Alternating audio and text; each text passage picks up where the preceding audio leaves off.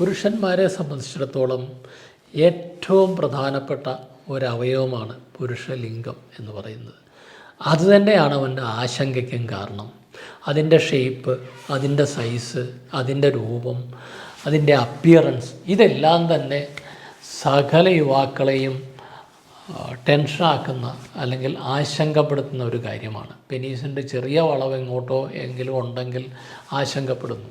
എന്നാൽ എല്ലാ കർവേച്ചറുകളും എല്ലാ വളവുകളും ഒരിക്കലും ചികിത്സിക്കേണ്ടതല്ല എന്നുള്ളത് ആദ്യമേ തന്നെ മനസ്സിലാക്കുക.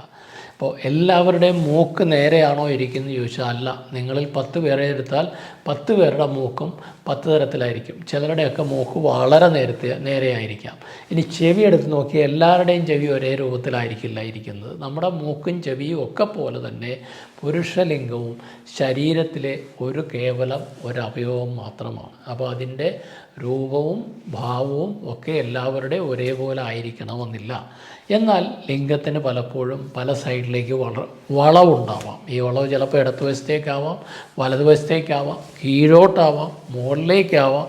ഇങ്ങനെ പലതരത്തിൽ പെനീസിന് വളവുകളുണ്ടാവാം. ഈ വളവുകളിൽ ചിലതൊക്കെ തന്നെ ചികിത്സിക്കേണ്ടതാണ്. ഇതിൽ പെനൈൽ കർവേച്ചർ നമ്മളൊരു 30 ഡിഗ്രിയോ അതിൽ കൂടുതലോ ആയിക്കഴിഞ്ഞാൽ ട്രീറ്റ് ചെയ്യേണ്ട അവസ്ഥയാണ്. ഇനിയും അതൊരു കുറച്ചുകൂടെ കൂടി 60 ഡിഗ്രിയിലേക്ക് വന്നാൽ ഉറപ്പായിട്ട് ചികിത്സ വേണം. 90 ഡിഗ്രി ആകുമ്പോഴും വേണം. അപ്പോൾ ഇങ്ങനെയൊക്കെ വന്നു കഴിഞ്ഞാൽ ഒരു 30 ഡിഗ്രിയിൽ കൂടിയ അളവുകളിൽ ഈ ഒരു കർവേച്ചർ വരുമ്പോൾ അതിന് നിർബന്ധമായിട്ടും കർവേച്ചർ കറക്ഷൻ ഉണ്ടാവണം. ഇത് കൺജനിറ്റൽ പെനൈൽ കർവേച്ചർ ആവാം, അല്ലെങ്കിൽ കൺജനിറ്റൽ എന്ന് പറഞ്ഞാൽ ജന്മനാ ഉള്ള വളവ്. ചെറുപ്പകാലം തൊട്ട് തന്നെ ഈ വളവുണ്ടായിരിക്കും. പക്ഷേ ഒരു ടീനേജ് ആകുമ്പം മാത്രമാണ് പലരും അതിനെപ്പറ്റി ബോധവാനാവുന്നതും ശ്രദ്ധിക്കുന്നതും. എവിടെയെങ്കിലും വായിച്ചോ യൂട്യൂബിൽ കണ്ടിട്ടോ എവിടെയെങ്കിലും കണ്ടും കേട്ടും ഒക്കെ അറിയുമ്പോഴാണ് എൻ്റെ ലിംഗത്തിന് വളവുണ്ടല്ലോ, ഈ വളവ് പ്രശ്നമാണല്ലോ എന്ന് പലരും മനസ്സിലാക്കുന്ന ഒരു ടീനേജ് പ്രായത്തിലാണ്. ഇനി അതിനുശേഷം അഡൾട്ട് ആവുന്നവരെ ഒരു 10-50 വയസ്സ് വരെ ഒരു കുഴപ്പമില്ല, പെനീസ് സ്റ്റഡിയാണ്.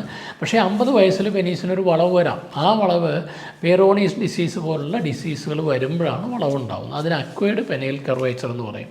അല്ലെങ്കിൽ പെനീസിന് എന്തെങ്കിലും ഇഞ്ചുറിയൊക്കെ വന്നതിന് ശേഷം കർവേച്ചർ വരാം. ഇങ്ങനെ 2 തരത്തിൽ കർവേച്ചർ വരാം. ഈ 2 തരത്തിൽ കർവേച്ചർ വന്നാലും ഒരു 30 ഡിഗ്രിയോ അതിൽ കൂടുതലോ കർവേച്ചർ ഉണ്ടെങ്കിൽ ലൈംഗിക ശേഷിയെ ബാധിക്കും, ലൈംഗിക ബന്ധത്തിന് തടസ്സമാകും, പെയിൻഫുൾ ആവും. ഇങ്ങനെയൊക്കെയുള്ള കാരണങ്ങളുള്ളത് കൊണ്ട് തന്നെ അതിന് നമ്മൾ ട്രീറ്റ് ചെയ്യണം. ഇങ്ങനെ വന്നു കഴിഞ്ഞാൽ എന്തൊക്കെയാണ് ബുദ്ധിമുട്ട്? ഒന്ന്, ലൈംഗിക ബന്ധത്തിൽ ഇടപെടാനായിട്ട് ബുദ്ധിമുട്ട് വരും, ഡിഫിക്കൽട്ടി ഇൻ കോയിറ്റസ്.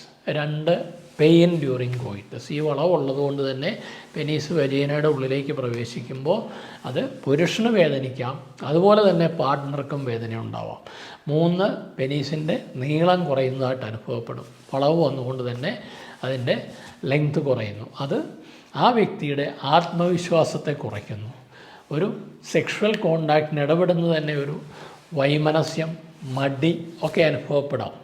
അപ്പോൾ ഇത്തരം സന്ദർഭങ്ങളിലാണ് ഇതിന് ചികിത്സ വേണ്ടത്. ഒന്ന്, വേദനയുണ്ടെങ്കിൽ അല്ലെങ്കിൽ ബന്ധപ്പെടുന്ന സമയത്ത് പങ്കാളിക്ക് വേദനയോ വ്യക്തിക്ക് വേദനയോ ഉണ്ടെങ്കിൽ ചികിത്സ വേണം. ലെങ്ത് കാര്യമായിട്ട് കുറയുന്നുണ്ടെന്ന് തോന്നുകയാണെങ്കിൽ ചികിത്സ വേണം.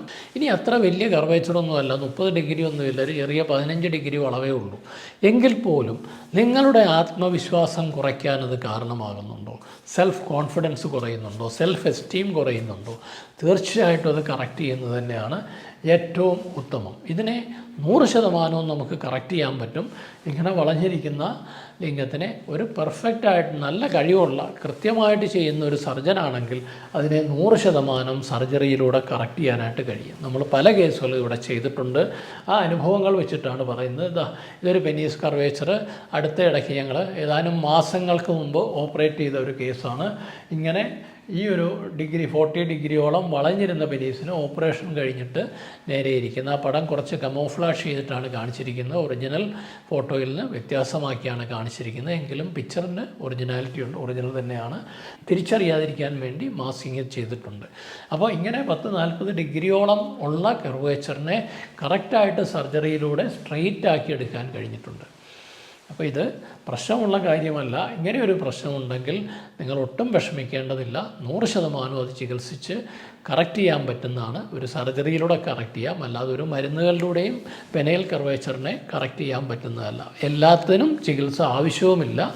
അത് കൃത്യമായിട്ട് പരിശോധനകൾ നടത്തി ആർക്കാണ് ചികിത്സ വേണ്ടത് എന്നുള്ളത് ഡോക്ടേഴ്സ് പരിശോധിച്ചതിന് ശേഷമാണ് തീരുമാനിക്കുക. ജെനുവിനായിട്ട് സർജറി ആവശ്യമുള്ള കേസുകളിൽ മാത്രമേ സർജറി ചെയ്യാറുള്ളൂ. അല്ലാതെ ചോദിച്ചു വരുന്ന എല്ലാ വ്യക്തികളെയും നമ്മൾ സർജറിക്ക് വിധേയരാക്കാറില്ല. മറ്റൊരു വിഷയവുമായി വീണ്ടും കാണാം. നന്ദി, നമസ്കാരം.